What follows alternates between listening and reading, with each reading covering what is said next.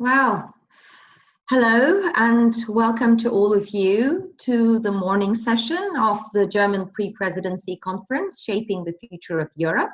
I'm Sena Maydin-Düzgit and I will be chairing this morning's session. And in this morning session, we're going to be dealing specifically with the topic of must the EU learn to speak the language of power? And we're going to be discussing this with a very distinguished panel of speakers. But before I go in to the introduction of the speakers and the panel itself, I'd like to introduce the technical moderator, Henrik von Homeyer, who will be responsible for collecting the questions and giving the participants the right to ask them after the panel, after the speakers make their contributions. Okay, and after these warm words of welcome, we're going to now proceed to the panel. But before we do that, let me just say a few words about the actual content of this morning's panel, and then I will briefly introduce the speakers of the panel to you. Now, today we're going to be discussing whether or not the EU should learn to speak the language of power. By that, we mean a number of things.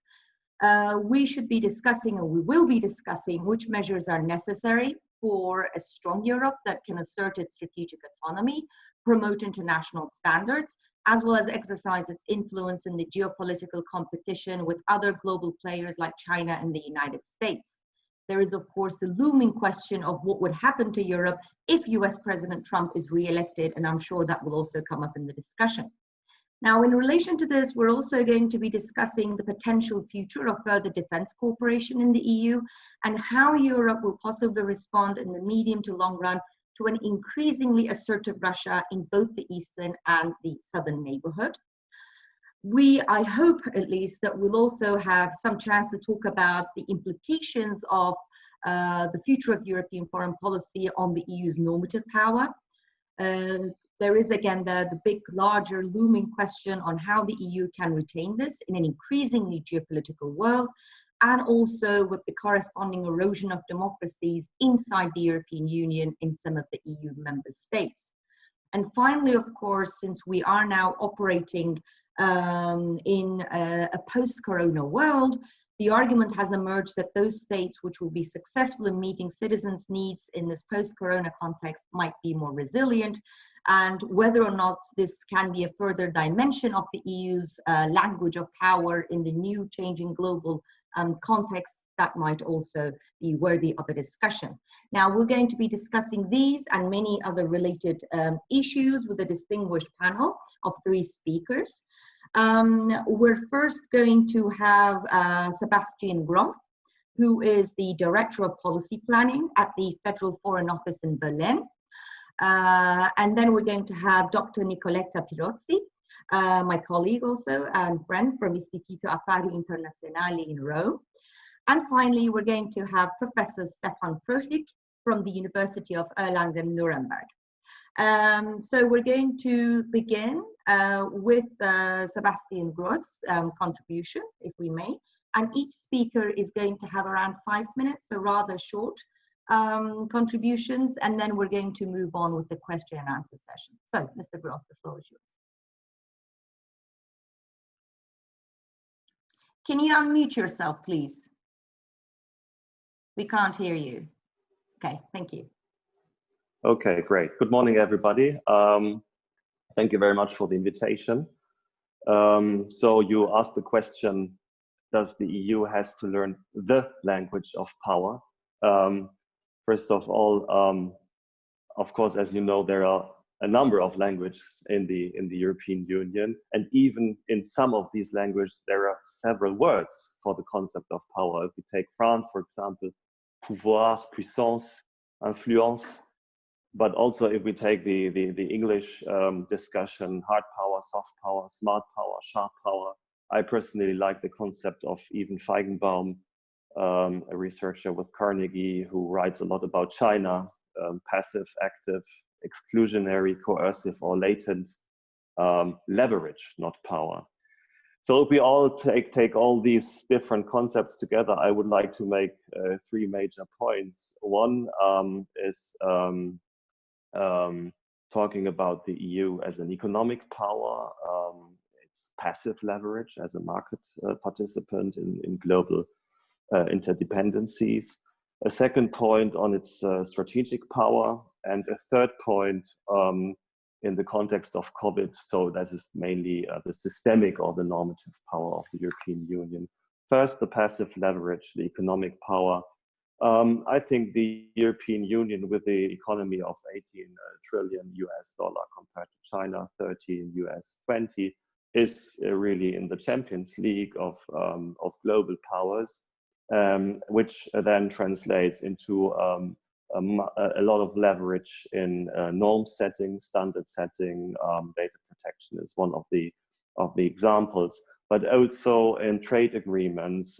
For example, on the 1st of July, we will end the trade agreement with Vietnam. We are in the final phase of negotiations with Mercosur, and I think there's a very active leverage of the European Union also to fight, for example, for sustainability norms or labor standards or these sort of things, really defining the gold standards of trade agreements. I would like to mention also two fields which will play a role in the German presidency where I think we should move forward. One is to be more resilient with regard to exterritorial sanctions.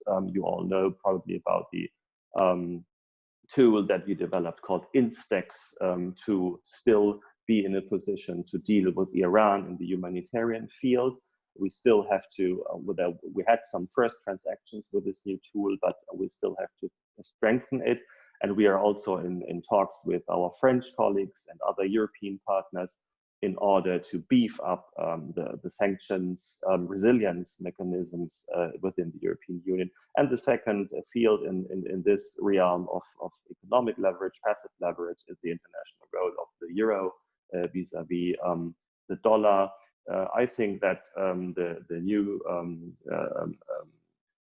common finance program that will be negotiated or is negotiated now in June and July, something between 500 and 750 billion euros, will bring also us in a position to offer a kind of safe asset to the market that then also has a potential role in increasing the international role of the euro vis-a-vis the dollar. So I think overall in this economic realm, which is called passive leverage by even Feigenbaum, European Union really is a world power. The second point I wanted to make is about strategic power.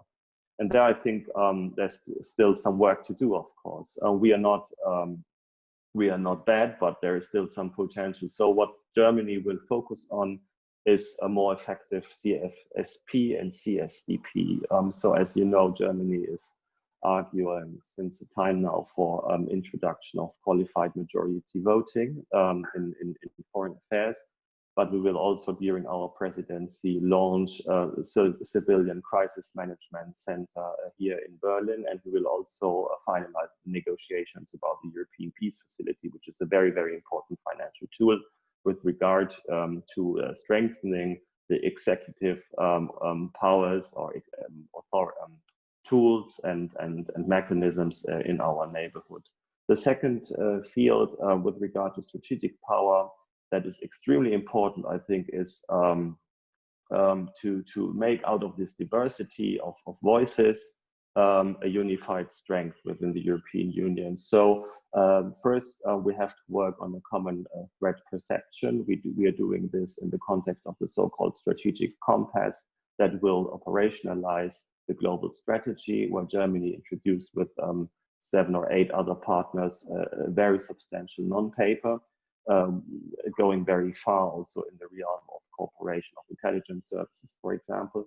A second point is that we have to develop common strategies vis-a-vis other major powers, world powers, that is China, that is US, that is Russia. As you know, especially the China policy is very important for the German presidency.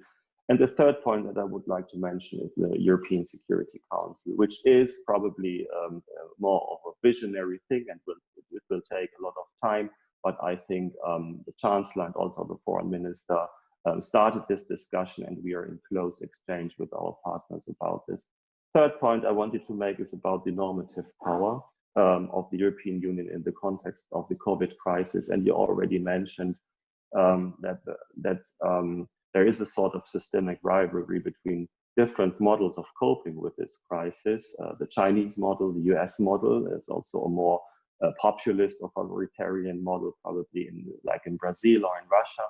And there's a European model, and the European model, I think, is not as unsuccessful as it was described sometimes. Of course, there was a first phase where the sort of national reflex kicked in because it was the so-called hour of the executive. But I think at least since mid-April, we changed the course, and there is a new spirit of solidarity within the European Union. But there's also an external outreach now, be it the Team Europe approach of the institutions and the member states, bringing together the resources and the capacities of everybody, be it the Brussels conference on the 4th of May, where the initiative of the Commission, 7.5 billion euros were coming together in order to work on the vaccine, or the resolution in the World Health Assembly some weeks ago that was then unanimously accepted by all the member states. I would also like to mention the Alliance for Multilateralism in this regard, which is an initiative by Minister Maas and Minister Le Drian, which with very, very strong support by all the European member states, which I think profiles very well also the convening power of the European Union. So I think in regard to the systemic rivalry, this crisis is a chance and could be a chance also for the European Union to come out rather stronger and play a very, very important role also systemically in the post-COVID world. So I leave it there. Thank you very much. Okay, great. Thank you very much, Mr. Groth, for this great introduction. Now, I'm going to turn over to Nicoletta and give her the floor. Nicoletta. Thanks, Senem. Good morning, everybody, and thanks to the IEP for the invitation and also for this great conference on the German presidency and the future of Europe. I will start briefly by saying that COVID-19 had dramatic consequences on the European Union and also had asymmetric effects in member states of the European Union, increasing fragmentation, but it adds simply to an already complex international scenario, which the European Union has to take into consideration. We have on one side the US retrenching from its leadership role at the international level, and I think that the behavior of the US during the crisis reinforced this perception clearly. On the other side, we have China and Russia proposing alternative model through aggressive diplomacy. And this was very clear also in Italy during the COVID-19 pandemic. We have a mounting influence of regional powers, including Turkey, Gulf countries, Egypt, in the European Union neighborhoods, with no counterbalance, basically. So I think that this is a very complex situation, which directly menaces the ability of the European Union to exert its power in a number of ways. First of all, this scenario threatens the liberal order and multilateralism, which are traditionally the ideological linchpins of the Union and its international actorness. And the most worrying signals is that the staunchest critics to this system comes now from the either to defenders of the multilateral system itself. And I think that what the US did during the crisis concerning the WTO, the WHO, should be carefully taken into consideration by the European Union. Second, this scenario affects directly the European Union's capacity to control the security, economic, and commercial dynamics at regional level, which are now in the hands of potentially hostile powers. And here I think especially to the Mediterranean area, which should be a clear priority for the European Union in the future. And third, it has repercussions also on the democratic systems of the European Union themselves and those of its member states. Through malign influence of foreign powers and also disinformation, which we have witnessed was clearly growing during the pandemic. So I think the current situation offers enough evidence for a need for a stronger Europe, which can speak the language of power. But how? I think the European Union should do it its own way. And to do it its own way, first of all, the European Union should reaffirm its role as an economic giant at the international level. Mr. Grode has already spoken about it. I would like to underline the need in the next few months, also as a specific task of the German presidency, not only to ensure that the current package proposed by the European Commission, the Next Generation EU, but also an ambitious multi-annual financial framework, find a compromise within the European Union, but also the courage and the ambition to table longer-term reform that can ensure, in the end, the resilience of the economic governance of the European Union, which is, in any case, the most ambitious project of the EU integration process. And here I think about a reform of the role of the European Central Bank, but also the fiscal capacity of the European Union. These are long-awaited reforms which cannot be postponed anymore. The second important aspect is to relaunch the role of the European Union as a regional power. And here I think we really need the European Union to come back to the neighborhood with a strong focus on the Western Balkans and a specific attention to the enlargement process. And then, of course, on Libya and the idea to find a political way out from the current stalemate, and the African continent as a bigger landscape for action for the European Union itself, with direct consequences for the security and well-being of the European Union citizens. And then, of course, the UK, which will be a crucial partner for the European Union in the future, and the next few months will be crucial to find the right agreement with our neighborhood. But it also means for the European Union to enhance its security and defense capabilities.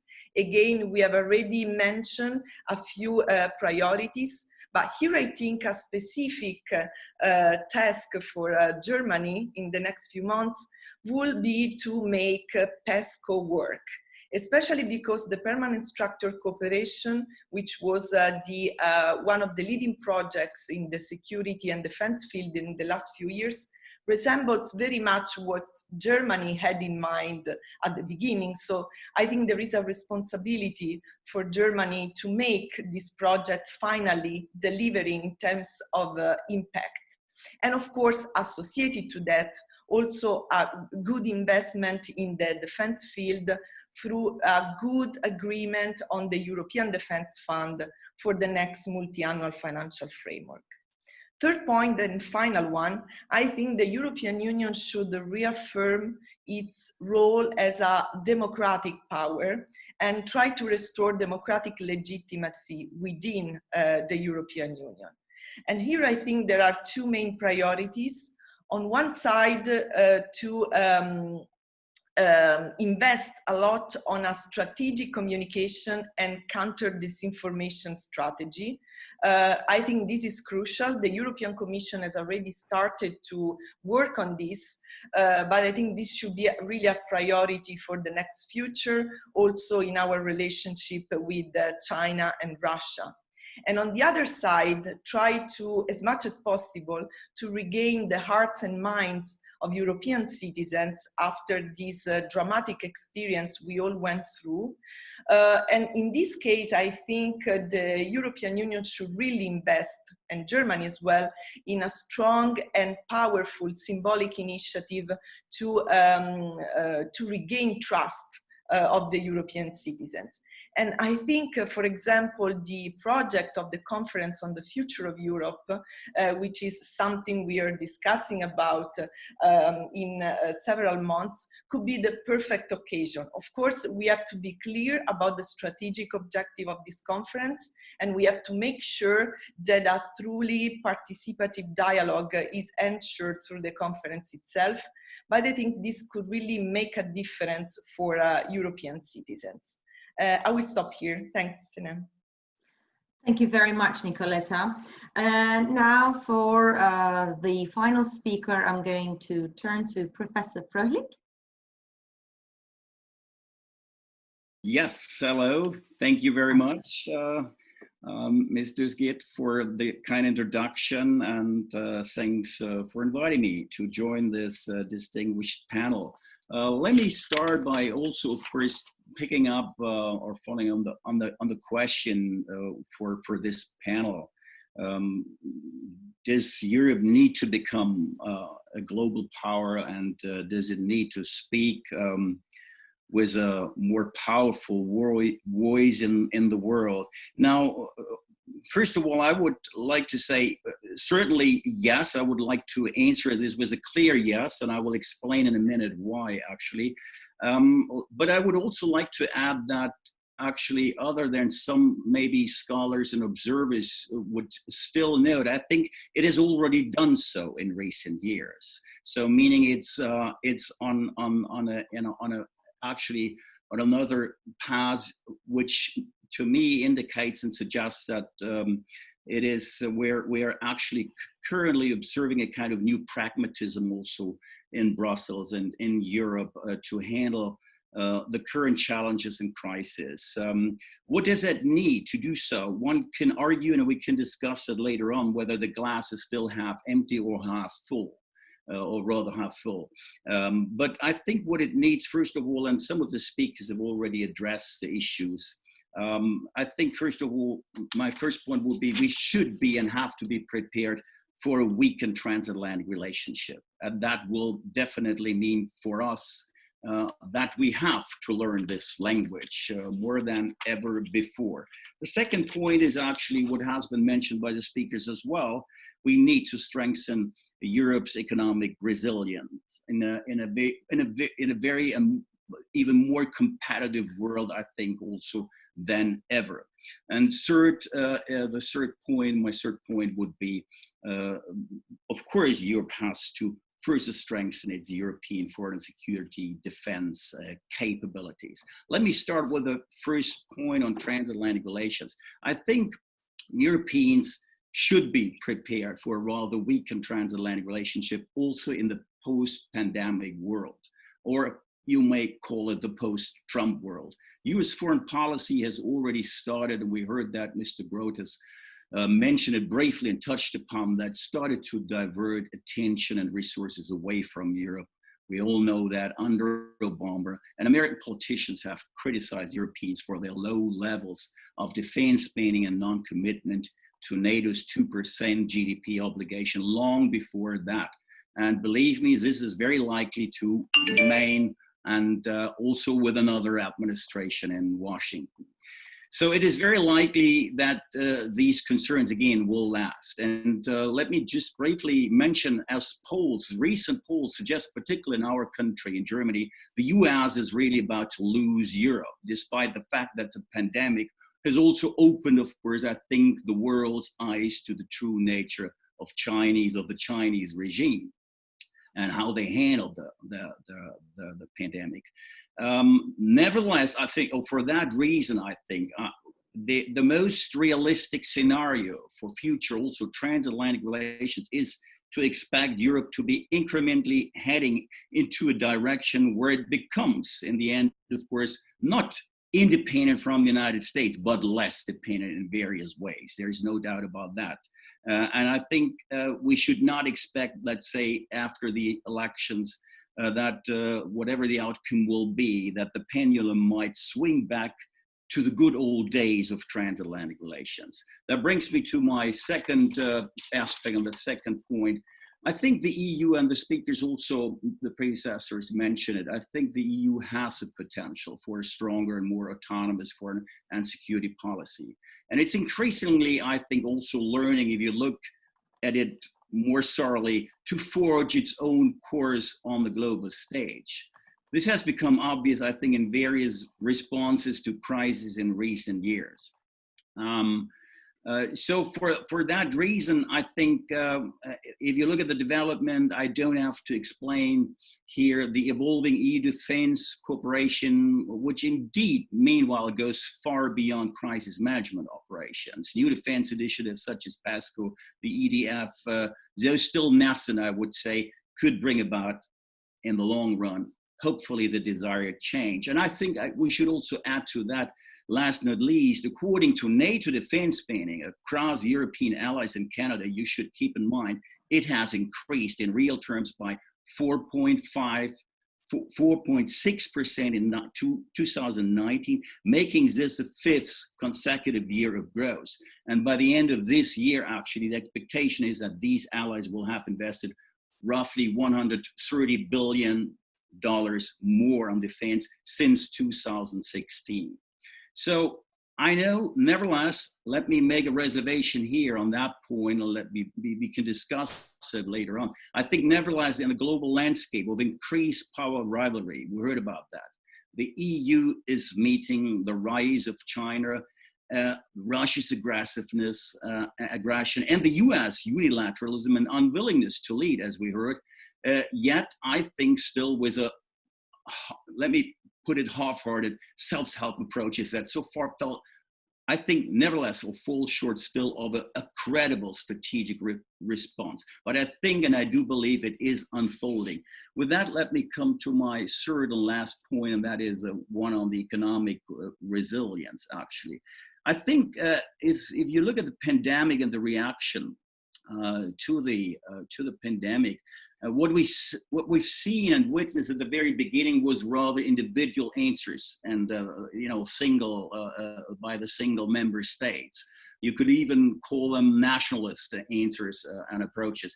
But I think when you look in the end at the combined European response to the crisis after a couple of weeks, actually, there's good reason to be maybe a bit optimistic or more optimistic. Germany is exercising, I think, has exercised leadership in terms of fiscal policy that will offer clear benefits to the economies of all other countries. And together with the fiscal efforts underway in other countries, this package actually can help blunt, I think, the impact of the crisis and lay maybe, hopefully, the foundations for a recovery.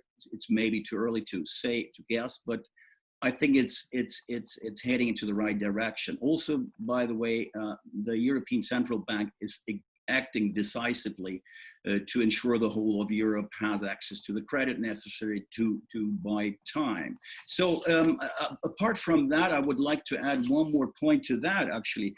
The pandemic crisis also revealed that it was, bluntly speaking, it was Beijing that failed badly at first, and it was Washington that failed at last, as a matter of fact. Europe, though lacking solidarity at the beginning of the crisis, as I said, I think in the end at least provided a plan to build a fiscal policy or fiscal capacity to address economic consequences of the pandemic that could mark the beginning, hopefully, of the consolidation of and the completion of the Eurozone. One last issue, one point on that, on my third point here, the economic resilience.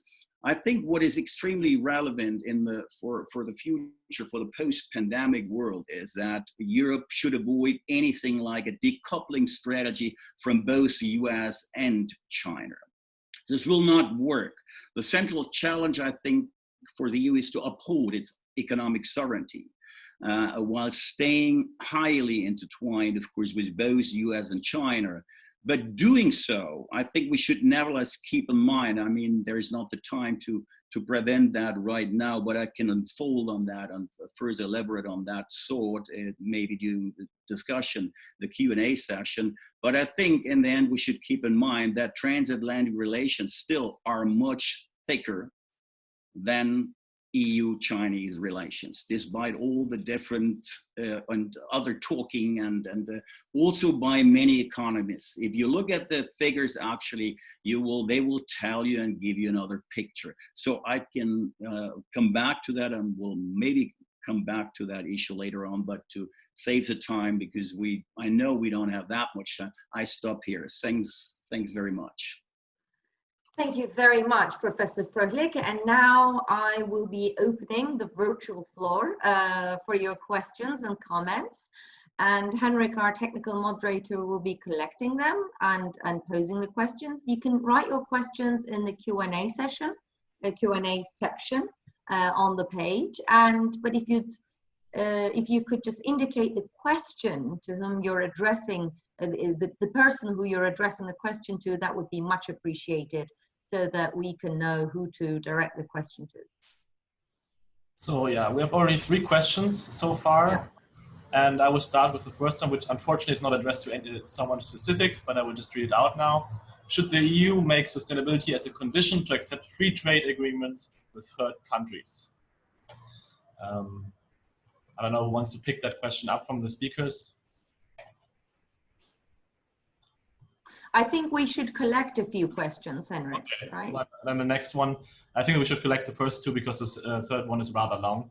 Okay, so the next one is, what would be the most crucial or timely concrete steps towards increased resilience? So the first one on sustainability and free trade agreements, and the second one on resilience, on how to increase European resilience. I think maybe Sebastian Groth can address the second question on resilience. Okay. He already did to some extent, I think, but on economic resilience, that is. But we could come back to that. And I think we could also move to the third comment and question. Okay, the third comment is rather long, and we'll read it. I think there might be a slight slippage here. Learning to speak the language of power is not the same as exercising power, to my mind. The EU used to forget that normative power is also power. And so wouldn't it be part of the idea of learning to speak the language of power that we realize that promoting norms is also an exercise of power?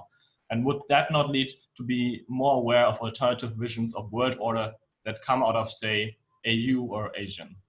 Yeah. Okay, and that's why Professor Thomas Dietz, to all of the speakers, I think, because I think it's a general theoretical question as well that each and every speaker could respond to. Perhaps we can now turn to the floor and then continue after we collect a few others. Sure. We can go in the same order of the speakers, if that's okay with the speakers. So we can begin with you, Mr. Groth. Yeah, thank you very much. I take the first 2 questions mainly. EU sustainability as a condition for free trade agreements. I think, in fact, we are doing this in a way already. If you look to the free trade agreement with Vietnam, but also now with Mercosur, where we have some strong pressures also from member states with regard to protection of forests in Latin America. That I think we are moving clearly into this direction. I don't know. I think it's a question how to define sustainability. It's such a broad concept, but that questions of ecological balance and environmental protection and sensitivity towards climate and energy questions, I think, and also a sort of human sustainability. For instance, with Vietnam, one of the main stumbling points at the very end of the negotiations were the labor standards.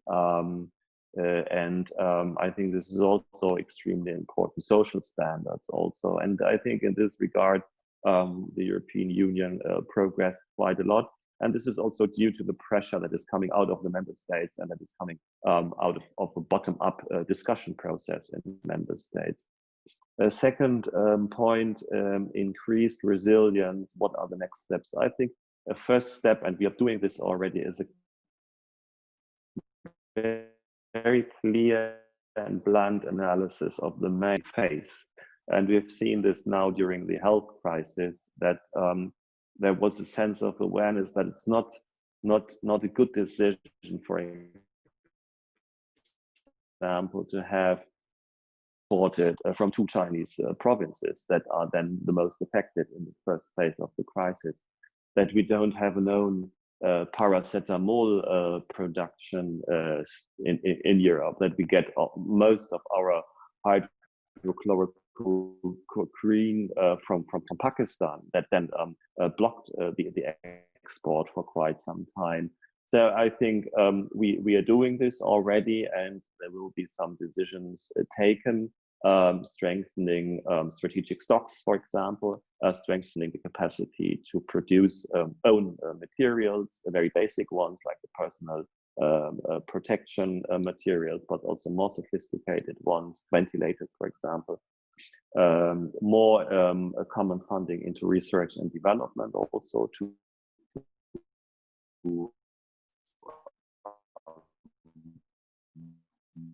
work upstream, Fröhlich made. We should avoid looking for a decoupling or too much of a sort of autarky. I think the general European model of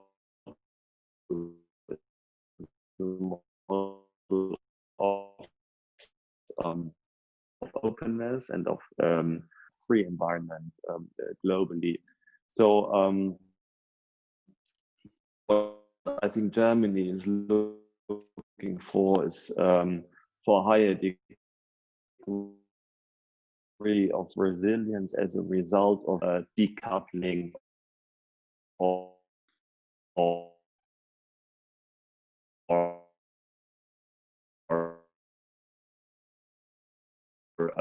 100% strategy of autonomy.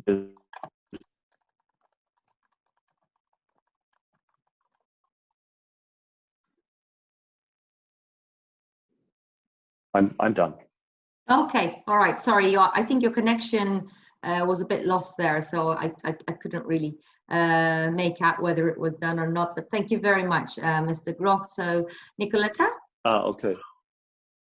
Okay. Thank you, Senem. Maybe briefly on the third question, on the difference between speaking and exercising power by the European Union. Well, I think that these two things go hands in hands and should go hands in hands for the European Union.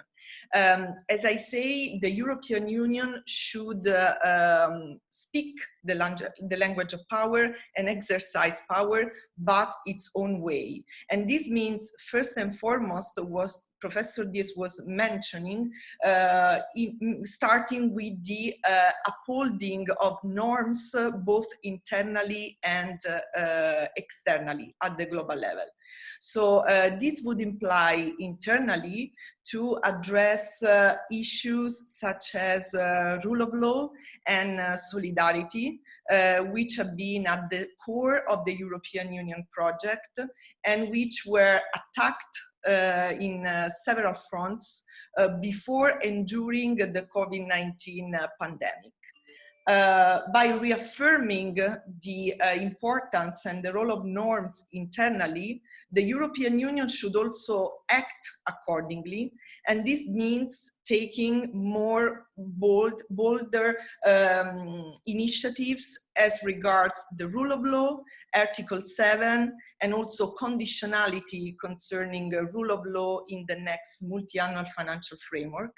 Another side, ensure that solidarity is there, both in the economic field and in other fields, such as the economic one. And that's why the reforms we were mentioning before are so important.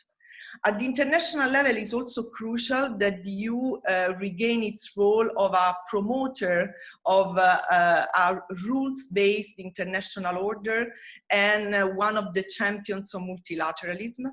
The European Union has continued to do so in the last few years and months, but now its action should be more assertive. And this should start by a reform of the international institutions, because this is the only way to save them and also to save the international system. And I would say that the reform of the WTO and the WHO would be two crucial priorities on which the European Union should really take a leading role. So yes, I think there are two different aspects to consider, but these are really interconnected. And if the European Union wants to be a great power, should do both. Thanks. Thank you, Nicoletta. And Professor Fröhlich? Yes, so let me try to take all these three questions together, because much has been already said. First of all, on the normative power issue, I've nothing to add to that. I think we all know and are familiar here that the EU has a wide set actually of policy tools, often more acceptable to other states that makes it a global power in its own right, actually. And I think the EU has also every reason, this leads me to the question and the issue of sustainability, conditionality, as we've just heard. Europe has every reason actually to uphold to its actually principles and norms, and also to the principles of conditionality if it comes to free trade agreements, and it does so. Nevertheless, I think my feeling, and I guess is often from the discussions, that we somehow underestimate actually, and the EU itself underestimates its potential, particularly if it comes to economic resilience. What does it mean? I think, let me give you an example. For instance, I mean, even if it comes to the economy, there is those scholars and those politicians who say we are an economic giant. The very next moment, the same people are arguing Europe is a fading power, actually. But particularly when it comes to its economic cloud, this is not true, of course. Take, for instance, just one prominent example vis-a-vis the US and China as well, in the sphere of global regulations, privacy practices, data protection, actually. Even US and other international companies are following European standards. Nobody's talking about that, actually, in these days. And as abandoning the EU market is not even remotely a commercially viable option for all of them. By the way, at that point, Mr. Groth, I think you misunderstood. I was not arguing at all for decoupling. I think we should avoid any decoupling from both. That was, I think that you missed the point. This again, it's extremely relevant. We're living into the dependent world. And I think I also have my problem with those who are arguing now we should become more resilient by actually giving up on actually these crucial supply chains if it comes to the economy and trade issues. Actually, we should become more less dependent, etc. In certain fields this is true, but overall I think it would be terrible, of course, at that point if the answer would be to become more protectionist and misinterpret what resilience really means. One last issue on that, I think what I'm also concerned about is that many politicians, also many European policymakers, I think misread, and that brings me to resilience again, the importance of trade with China. China's economy, again, you probably heard that and come across that, actually won't rise to the rescue as it did during the global financial crisis after this pandemic, as we all know. And it is far too dependent actually on external demand from the US and Europe to become the sole savior actually of the global economy. The 12 countries, let me tell you, hardest hit by the virus today account for about 40% also of China's exports. So we should, put all things in, we should put that into perspective, actually. The common retort from European policymakers is that the top figures on trade do not tell the whole story. China's economic importance is explained by the intangibles of its vital role in global supply chains, where it makes up 1/3 of intermediate products. In complex cross-border production processes. But even here, actually, if you look at it more thoroughly, China's significance is misunderstood. Where there is trade between the EU and China, an asymmetrical relationship is developing. Trade integration with China has coincided with a fall in the EU's share in global manufacturing exports from 44% in 2000 to 35% in 2080. So we should not overestimate that, and we should be aware and actually well aware, actually, if it comes to our relationship with China, with the US as well, and also Russia. Russia would be another perfect example where sometimes if you look at the economic facts, if you look at the trade figures, there is always talking about the dependence on Russian gas, etc. But if you look at this is not a one-way street. If you look at the interdependence, if you look at the trade figures, it's Russia, which is way more dependent on the EU than vice versa. So I think we really still have a problem and a gap if it comes to the rhetoric on the one side, and not because we're wanting too much, we're too ambitious, but I think currently, because we're not pragmatic enough, we're not actually clearly telling the people actually what the EU is standing for and what it actually does. If you look at the figures,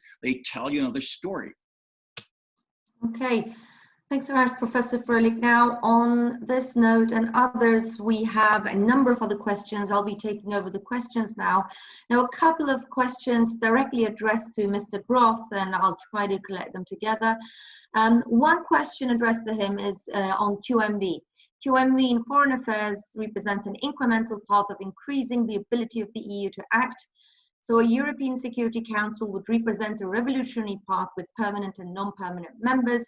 The question is about the timeline which you have in mind.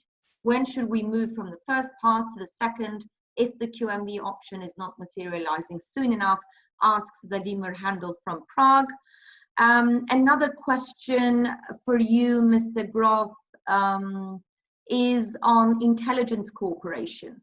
Yet you mentioned in passing this further initiative. One of our participants would like to hear a bit more about this.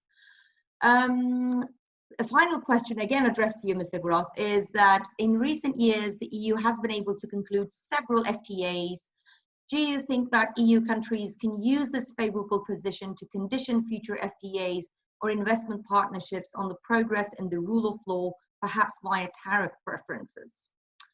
And I also have a number of questions here addressed to all of the speakers. A second question from Professor Dietz. And I have another question, he says, what does resilience mean and what is its effect on power? Most of you seem to be using resilience as an equivalent to resistance, but isn't the point of resilience that we can deal with threats that are unknown to us, that we do not even know they exist? So you cannot be resilient against tensions with Russia. So he makes the comment, and I think also a question for the speakers to think about. Another question relates to the rise of populism in EU and how it relates to the powerness debate. The specific question is, how will ambitions and realities of a stronger European role play off against growing populism domestically, basically everywhere, which often is met by rising social expenditures? And the final three questions is, somebody asked a very short question on whether is it dangerous or not to speak the language of power with Russia, especially from an Eastern European state perspective. And a question for all speakers on Brexit. Would the departure of the UK from the EU make it easier to increase QMV in the sphere of foreign and defence affairs, or does the opposition to such QMV extend wider than the UK? And a final question from Professor Wessels, Wolfgang Wessels, that the major issues for the EU's external action concern also the complex relations with Turkey, and that he mentions that he does not see any comprehensive strategy in the trio's 18 months program of the Council. So the Turkish question also is important, especially in the context of Eastern Mediterranean, Libya, and other foreign policy issues. And a very final question that just came in at the last minute, and I don't think I would be fair if I didn't include this too, from Hakan Yapar. To all of the panelists, do you think, how important do you think will the EU's global strategy of regional cooperative orders be under the German Council presidency? Do you expect efforts to this end to be stimulated? Yes, I think we had lots of excellent questions here. Great food for thought. And now for this final round, I am going to turn to the speakers again and begin with Mr. Roth. The floor is yours. Yeah, thank you very much. Do you hear me? Yes, now I can. Oh. Well, I could, but I can't anymore. Okay. I think your connection might be a little weak, Mr. Groth, because you seem to freeze from time to time. Thank you. First of all. Oh, he can't hear me. No? No, it's better. No, you seem to freeze a lot. I lose you.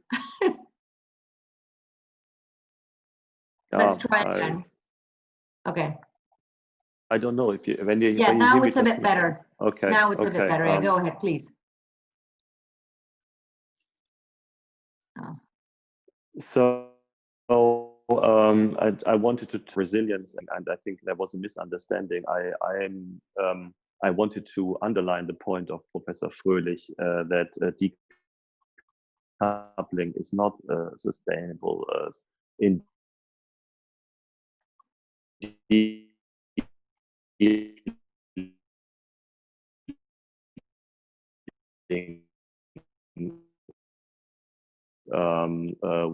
within laws in Dublin.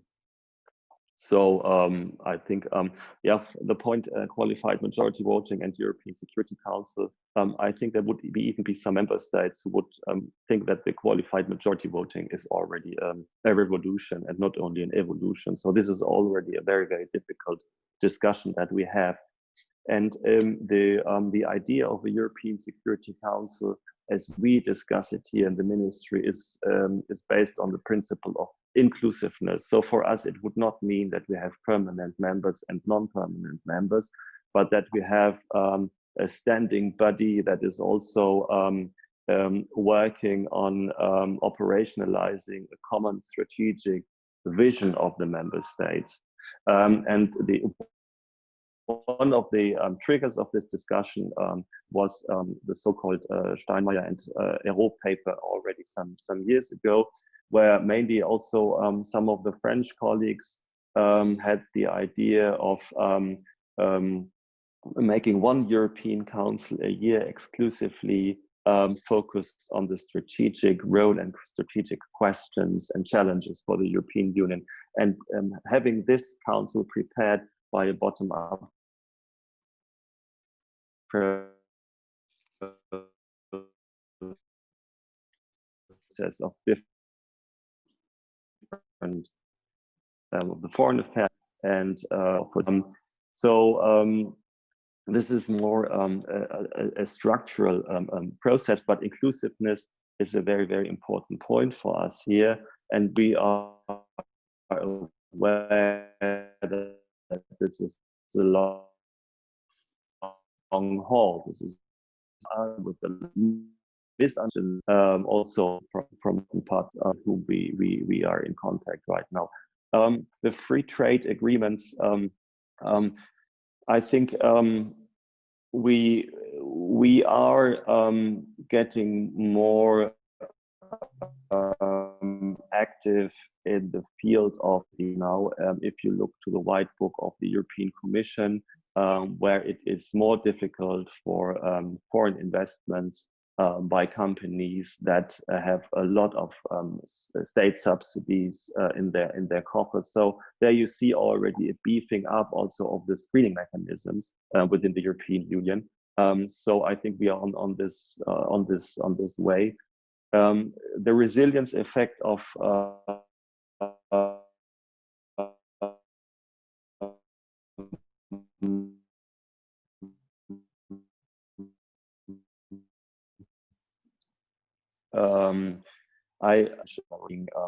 being better prepared for crisis. On Turkey, question of it is a difficult question within the European Union with different interests, of course, but there is the idea to give the High Representative Borrell a mandate also to talk on behalf of the European Union about the partnership with Turkey. And I think the last visit of Mr. Borrell to Turkey was a good sign.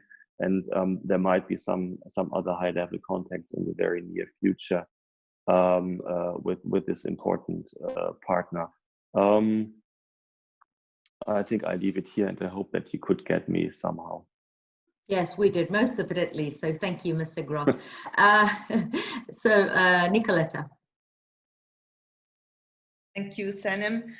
So again, very briefly, first of all, on the concept of resilience, I agree with the comment that there is some misunderstanding about this concept, but not only by commentators, also within the European Union itself. I think it was a very smart concept included in the EU Global Strategy, but then its implementation was affected deeply by this underlying confusion at the conceptual level.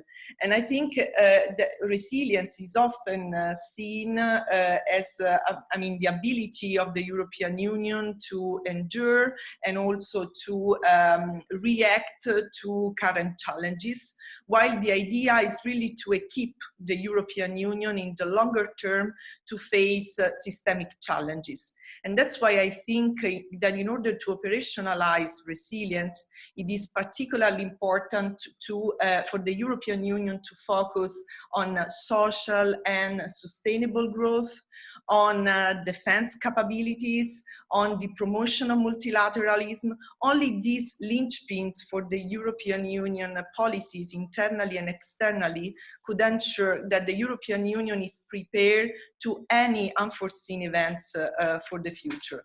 But yes, I think that some clarifications at the strategic level are necessary, and maybe the current reflection for the compass for the European Union in terms of strategic priorities could help in that direction, and also supplement and come in when the EU Global Strategy left in terms of strategic reflection for the EU.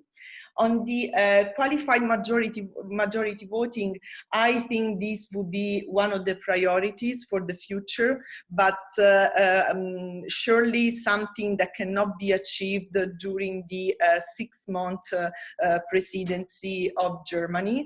It is true the UK has left or will leave at the end of this year, but there are still a lot of controversies and diverging positions within the European Union concerning this issue, which needs to be resolved before getting to there. Very briefly, I honestly am not sure that the European Union needs another institution, for example, the European Security Council, to go ahead at the strategic level and also in the field of security and defense. Because, I mean, if the objective is to design a strategy for the European Union, well, I think this could be achieved simply by getting the current architecture right in the field of security and defense, empowering the Foreign Affairs Council or establishing a permanent defense council. In any case, I don't think an additional institution could serve the scope. On the other side, if the objective is to involve UK in future decisions concerning European Union security, I think we could do it through a good agreement with the UK in the field of security and defense. But honestly, I don't think this institution could solve these two main issues that the European Union has to face. Thanks. Thank you, Nicoletta. And finally, Professor Fröhlich. Yes, thank you. And this was a couple of questions, actually. Let me also try to go quickly through them by maybe starting with the last point which Nicoletta Piazzi just mentioned, and that is how to move on with regard to CSDP. To be frank, I share this idea and interpretation. I think there is no need for such a Security Council. There is no need for any further institutions. By the way, there's also, I would add to that, any need right now for qualified majority voting. Would be a wonderful thing, but it's wishful thinking. Let's be realistic. As things stand right now, this is an illusion. And I think even in those countries and member states where we always actually had a certain sympathy for this kind of, for communitarization, for supranationalization of CSDP. Nobody actually, I would even say, even in political Berlin in these days, has any illusion about that. We need a new narrative, and I think we need more flexibility, and we already have that. If you look at the mechanisms, if you look at, I don't have to explain to you, PASCO's structured cooperation, etc. I mean, this is heading into, I think, the right direction. Coalitions of the willing, the usual answer to that, more flexibility, actually. This is a way how it, without giving up on the principle of consensus, a crucial principle of the EU, I think this is the only realistic future scenario for CSDP. And I think it can work. On the issue of resilience, I think this is a very interesting question, actually. And as Nicoletta Pirozzi said, just look at the global strategy, and some of the misinterpretations and misunderstandings maybe come from the three key words of the global strategy. One is resilience, as a matter of fact, as you mentioned. Another one is strategic autonomy. That reads a little bit like, we have to become also independent. We have to resist from all these challenges, etc. Now, first of all, the reading of the global strategy on resilience is that it means the ability of states and societies to reform, thus withstanding and recovering from internal and external crises. That is the meaning of resilience, at least as far as the global strategy goes. The interesting thing is that this is probably and was basically addressed actually also to our neighborhood. And I was grateful that Nicoletta Pirozzi also mentioned the ENP, because if you look at the global strategy on that issue, I think resilience was particularly related also to our neighborhood and to our periphery. And as a matter of fact, this was a silent farewell, the emphasis of resilience, a silent farewell to the ENP, as it used to be, as it was set up originally. So with this emphasis on tailored approaches to individual countries, helping them to become more resilient.